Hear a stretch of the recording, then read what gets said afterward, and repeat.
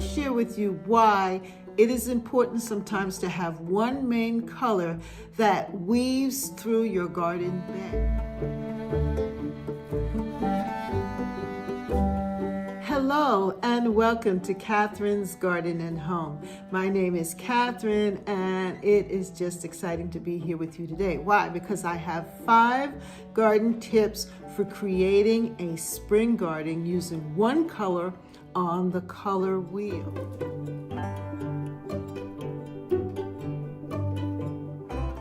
And the reason why I want to share this with you is because it will really enhance your garden, especially your spring garden. I had a beautiful spring garden and I used one color on the color wheel. That color was purple. And throughout that garden bed, I had different shades of purple. I had lavender purple, rich deep purple. I had different shrubs and so forth, perennials and annuals that help to enrich the garden and make it look really, really great. That color purple, a shade of purple, made the garden look rich, like if I had a garden designer come through and give me those gardening designer tips.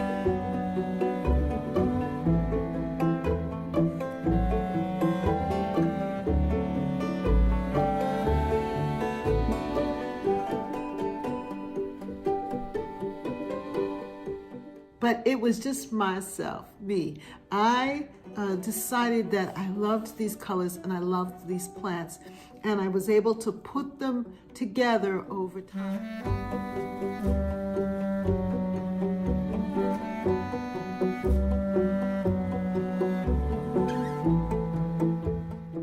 Here are 5 garden tips for creating a spring garden using one color on the color wheel.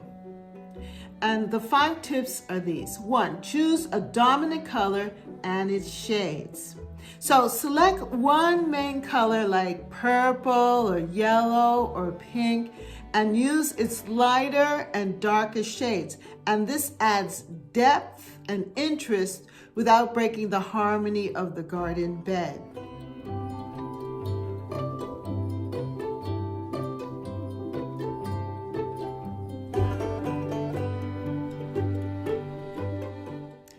Number 2, the second tip is mix flower shapes and textures. Use a variety of bloom forms such as spikes and daisy shapes and clusters and foliage textures within your chosen color. This prevents the garden from feeling flat while maintaining a cohesive look.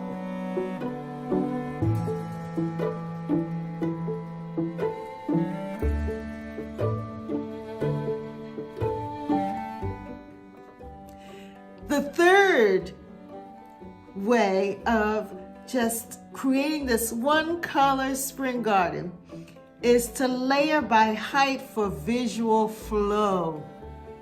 So place the taller plants in the back or the center and the shorter ones toward the front, and all within the same color family. This creates a structure and allows each plant to shine.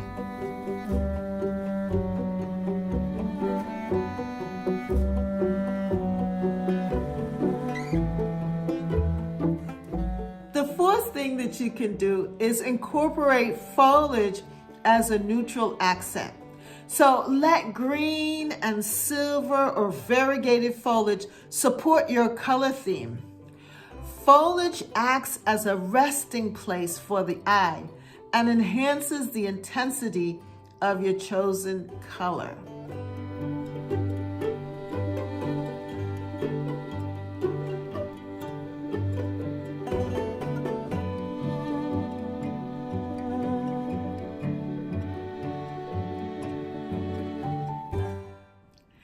The fifth and last tip that I have for you today is this: repeat plants for rhythm and unity. So for example, if you have alliums, you may have a patch of 5 or 6 alliums at the front, towards the front, and then you may have in the middle of the bed some taller alliums in a nice grouping there. And then on the other end, you may decide to have alliums spotted throughout, maybe 2 or 3 together, and maybe a whole bunch there. But what it does, it helps to bring the eye throughout the bed. And it helps to bring unity to the bed, because the similar blooms throughout the bed strengthens the color impact and creates a calming, intentional design. And you know that's what I'm about, intentional gardening. That when you choose plants for a specific reason and you follow through with that plan, in the spring or whenever that season comes up, it's going to reward you with great beauty and elegance. And your garden is going to look like if you had a garden designer come and plot out your garden for you. But no, it's just you using some of your own style, your own colors, and deciding, well, this is the color that I love, and this is the color that gives me the most joy. And I love these particular plants, and I'm not going to just haphazardly put my garden together, but I'm going to plan it out and be intentional using these tips that I've suggested. Using one main color matters in garden design. Creating garden beds around one main color brings unity, balance, and visual peace to the landscape. A single color palette allows the eye to move effortlessly through the garden, highlighting form, texture, and growth rather than visual clutter. This approach is especially powerful in early spring and can be used throughout the gardening season. So the first tip again is to choose a dominant color and its shades. To mix flower shapes and textures. Thinking about the variety of bloom forms and foliage textures within your chosen color. Number 3, you're going to layer by height for visual flow. So you might have the taller plants in the back or in the center, and have it flow out with the color that you love. Number 4, to incorporate foliage as a neutral accent to rest the eye. Finally, number 5, repeat plants for rhythm and unity throughout your bed. If you follow these tips, you're going to have a beautiful, exciting spring garden that you're going to enjoy, but not just you. Everyone that passes by and looks at your garden, they're going to enjoy it as well. Purple is a wonderful color to showcase the garden because it conveys elegance, calm, and a sense of quiet abundance while still making a strong visual statement. In early spring, midsummer, and late in the fall, purple blooms stand out beautifully against fresh green foliage and often appear richer and more saturated in cool light, making garden beds feel intentional and serene. Purple also pairs naturally with companion colors found in nature, such as soft greens, silvers, and even pale yellows, allowing the garden to feel harmonious rather than overwhelming.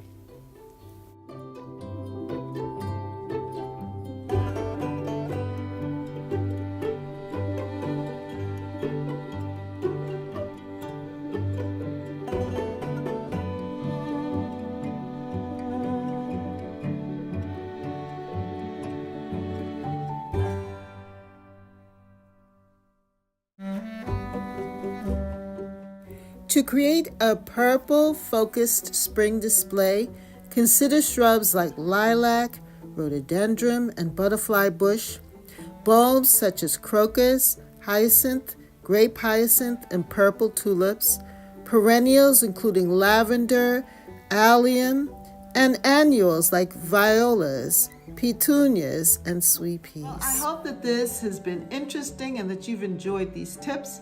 And if you like what you've heard, then subscribe to Catherine's Garden and Home, where we grow, grow, grow, grow together.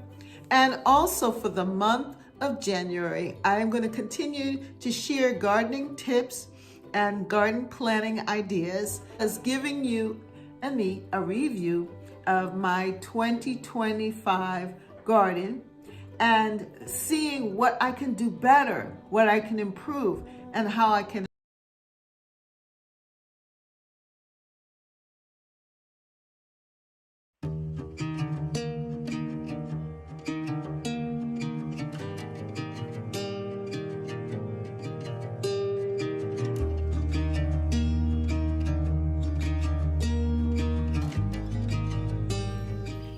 bearded iris have opened up.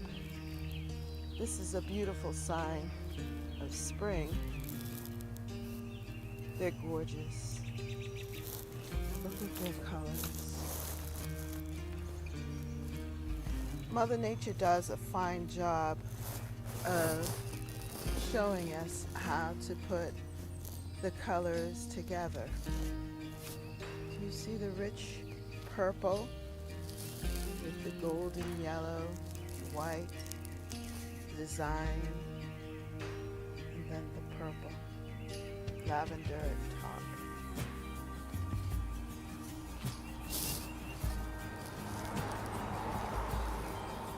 Just a beautiful color combination to have in the spring garden.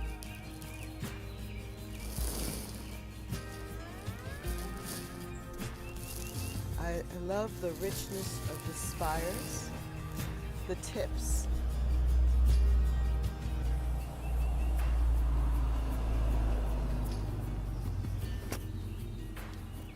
It gives height to the garden, color, beauty, and then the design of the leaves. It's almost a sagey color against the backdrop of other colors in the garden of green.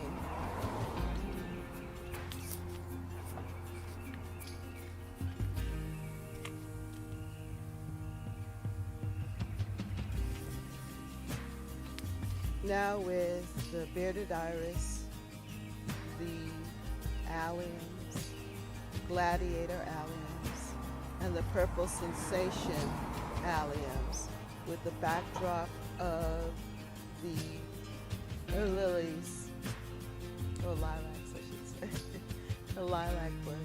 It's just beautiful.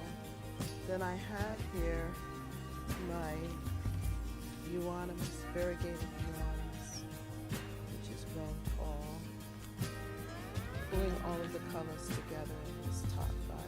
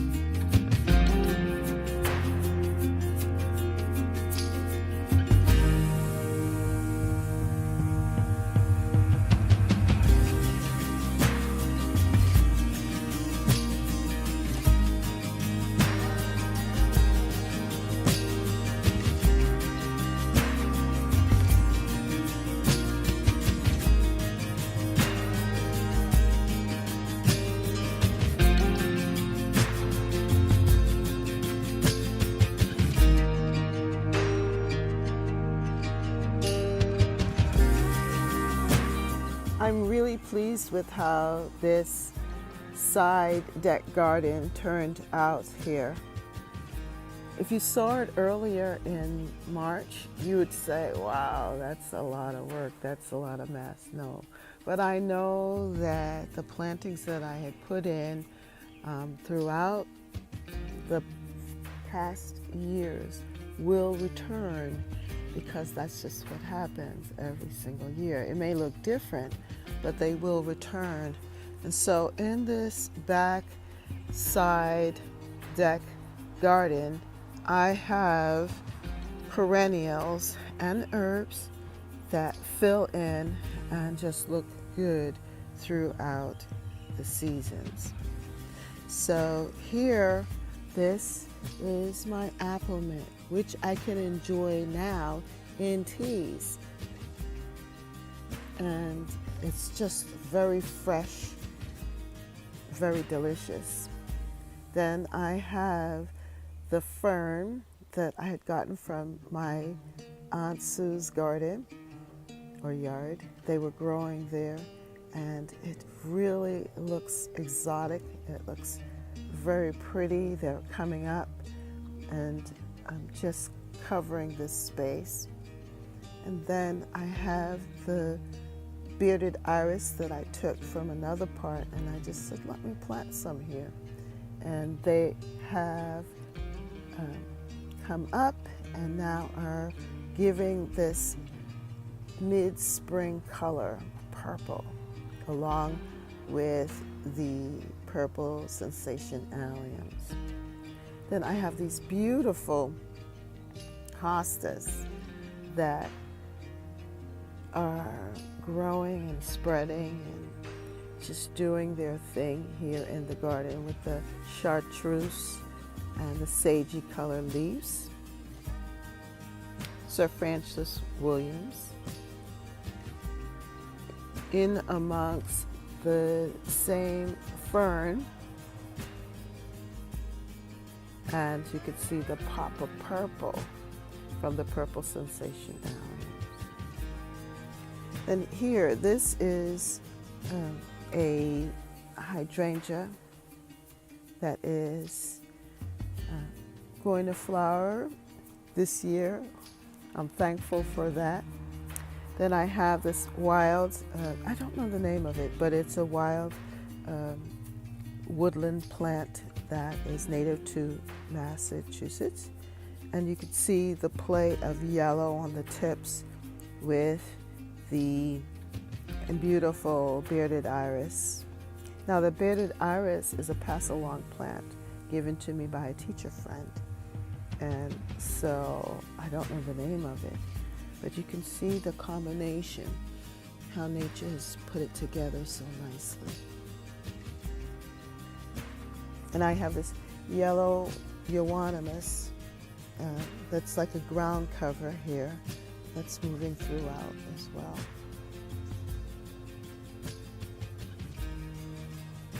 Then in the backdrop there, that is my Eden climbing rose, and woven through it is a beautiful grapevine that you can see there.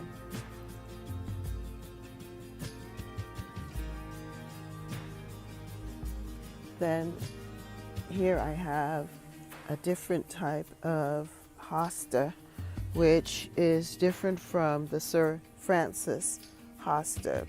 The chartreuse color is in the middle of the leaf, and the outer edge is the green. You can see the green, the sage green color. Kind of show up here, if you can see here. See how that looks, which is different from this one, but within the same color scheme.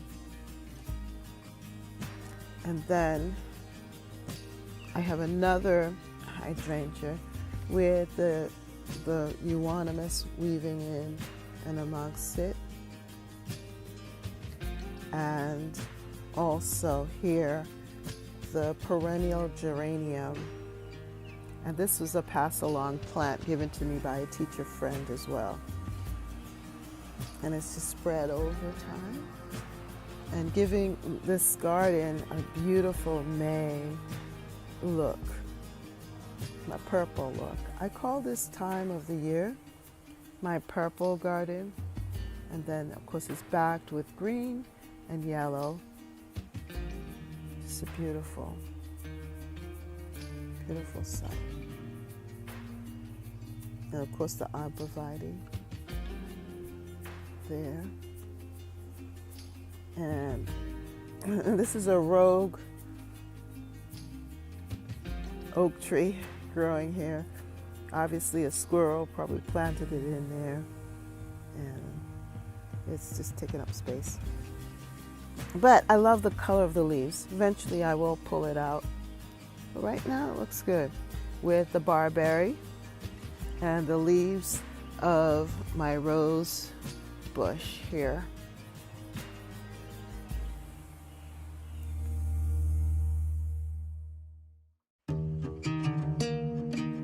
In this bed, we do have the purple alliums, but we also have the rhododendrons that will be opening up and continuing that purple look for this time period. So we have the purple alliums, we have the rhododendron color that's going to be releasing that look. We have some of the yellow showing up here, and the geranium in the middle to hide the ugly stems of the allium.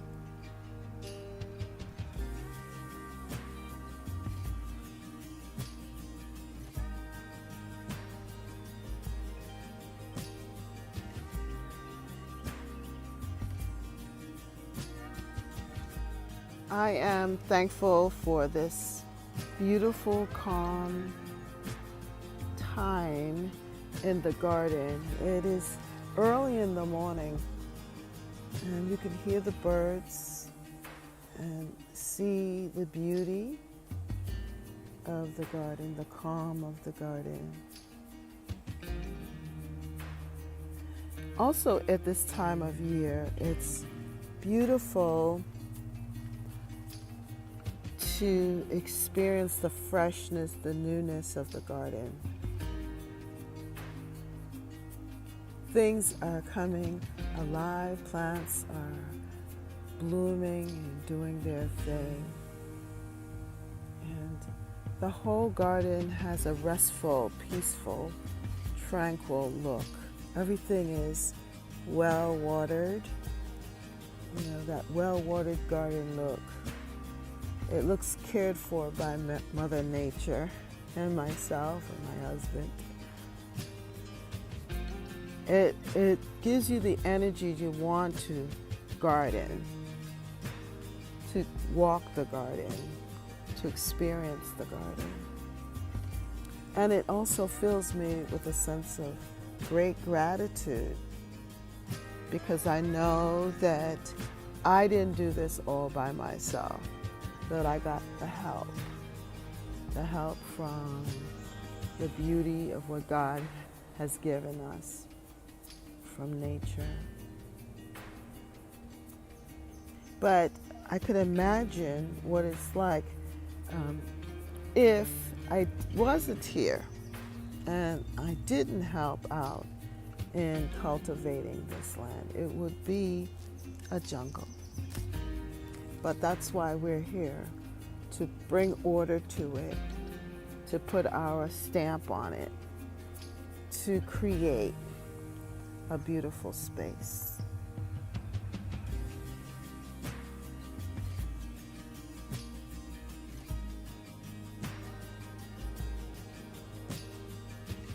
Here in the kitchen garden area, things are coming along nicely. And I also have this pop of orange from the Oriental poppy. And the yellow, I love that shade of yellow from the flower of the kale and the collard green. Yeah, it's beautiful.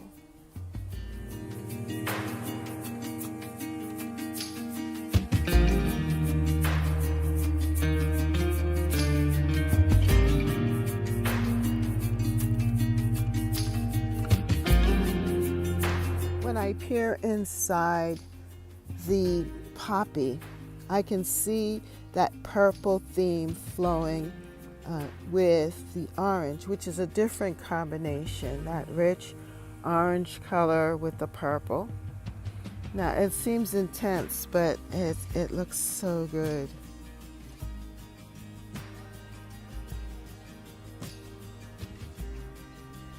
And I'm going to have quite a few blooms coming up. Something to anticipate. This is its second year here in the garden. And now it is really in the flowering mode.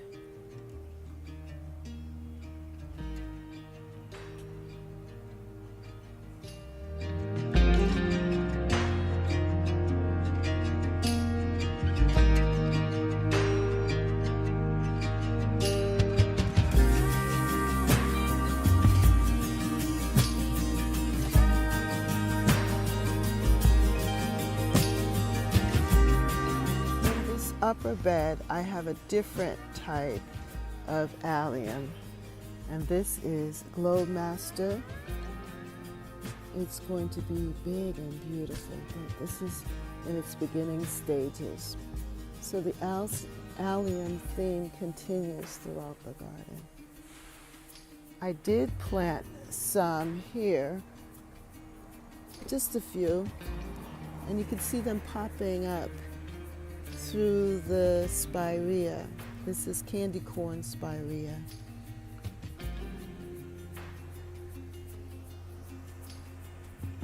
And this is another spirea with the purple, providing color up here in the upper garden.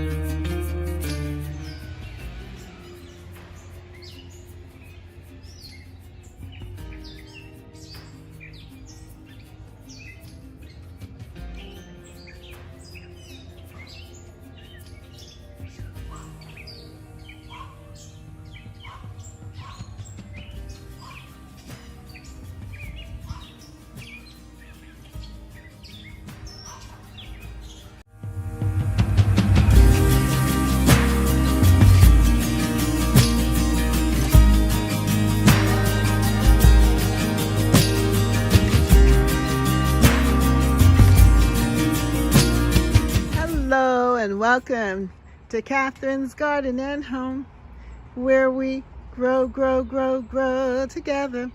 Well, it's a beautiful Saturday morning, and I just received 2 beautiful trays of New Guinea Impatiens, and they are from Costco.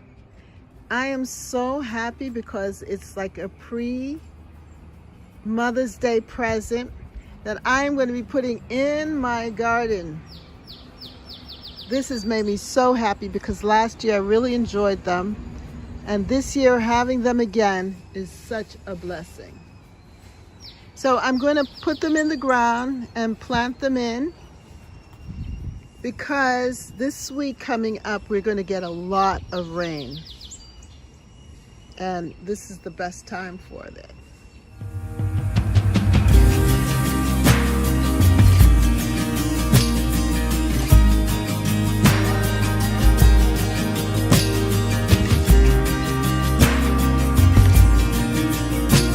Hello and welcome again. Now down here I'm going to place these New Guinea Impatiens in this bed. in the far bed there, and also some of them in this bed as well. And this bed has been just doing really well. I love this bed.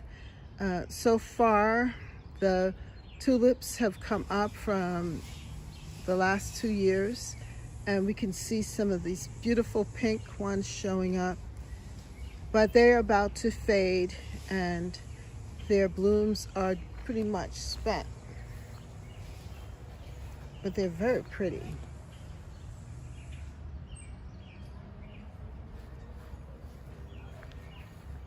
I really love this one, these two. The red ones are finished as well. And what you see here, these are purple sensation alliums that will be coming up. And then we also have other things as well. Lilies, bee balm, and I even have some phlox that I just planted, as well as roses. And this bed's going to have a lot of red in it because I have also the red knockout rose here. I have 2 of them in this bed.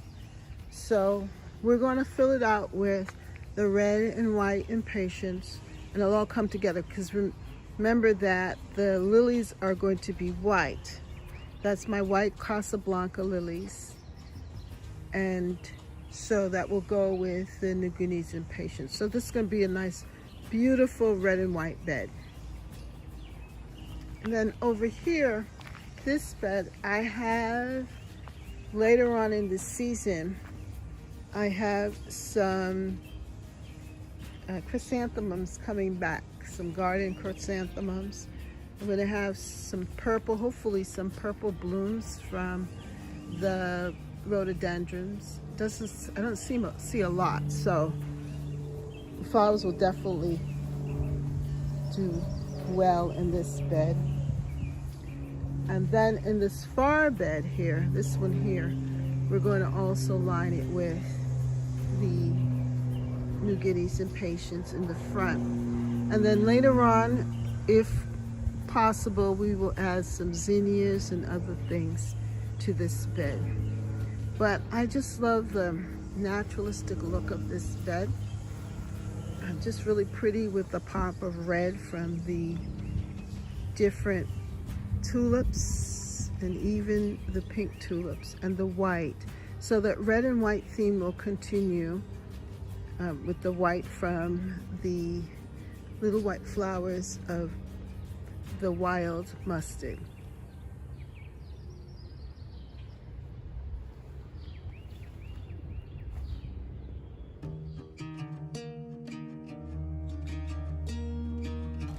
Right now what you see here seeded is purple perilla. They have seeded in really well here. So I think what we're going to do is, we don't need all of that obviously. So we're going to clean this up a bit, and then I'm sure that some of that purple perilla is in other parts of this bed as well, and that they will grow.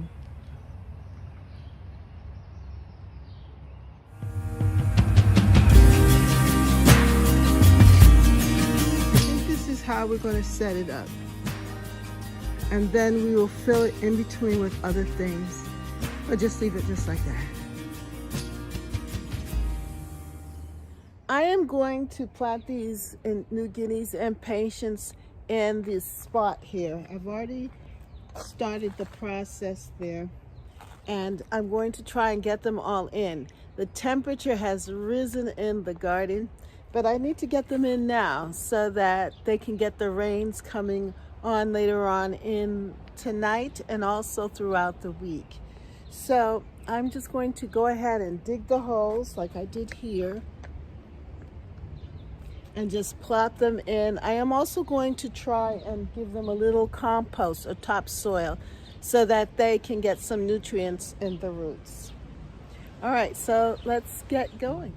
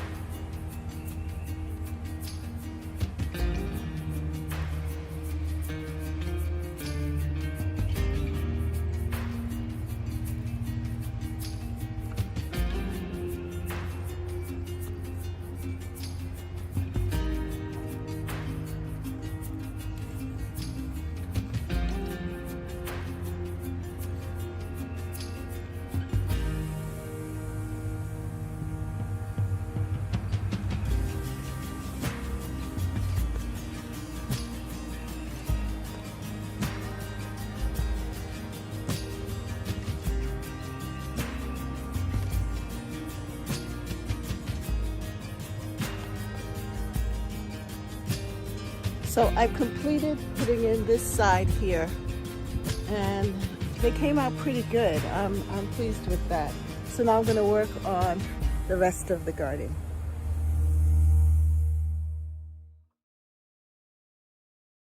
I've just finished this grouping right here, and even though it doesn't go all the way to the end, that's okay because other things will fill it in. We'll fill it in with other annuals, but at least this front group here will be prominent, and that leaves room for other things. So this is the idea here, like that.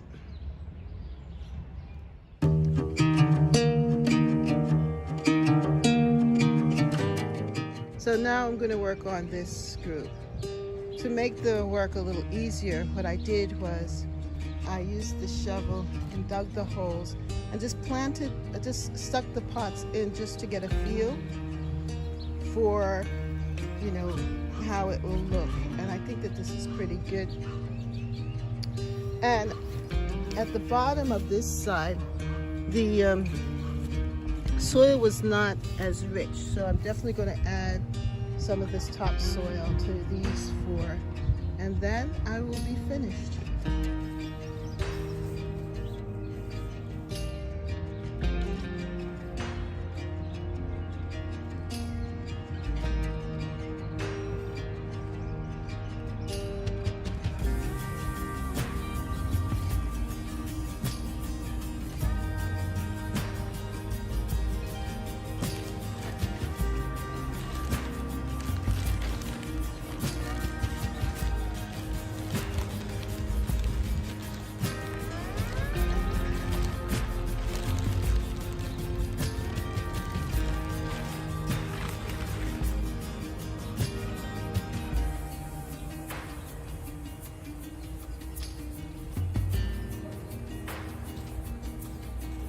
So that you could see a little bit more of what I'm doing.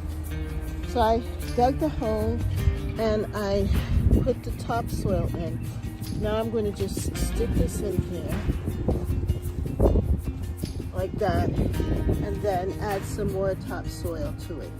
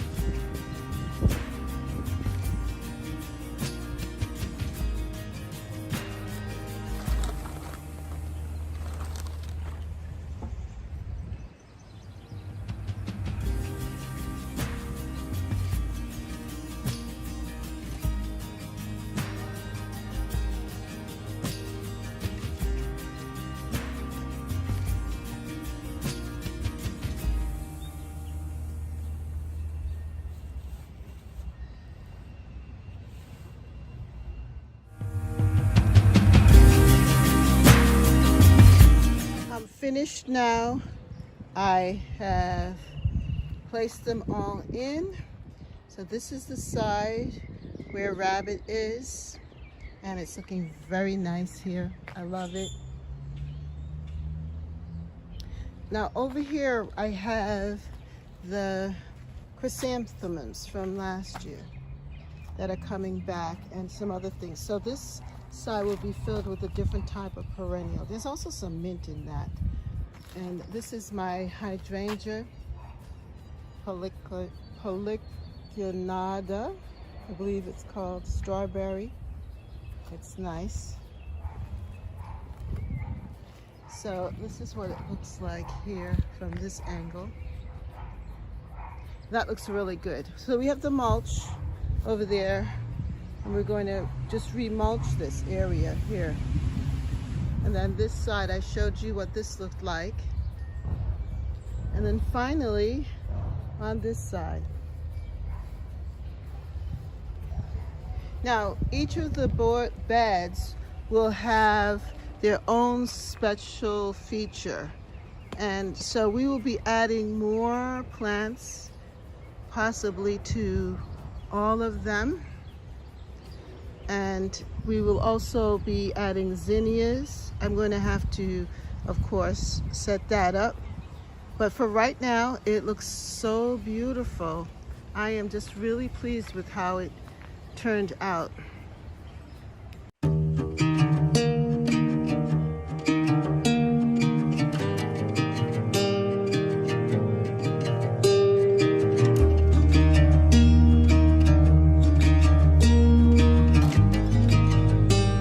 Welcome to Catherine's Garden and Home, where we grow, grow, grow together. Happy Memorial Day weekend. And we can hear the excitement and the celebration going on in the neighborhood. Well, it's Sunday afternoon, or evening, I should say. Sunday evening. But it's still beautiful and calm in the garden.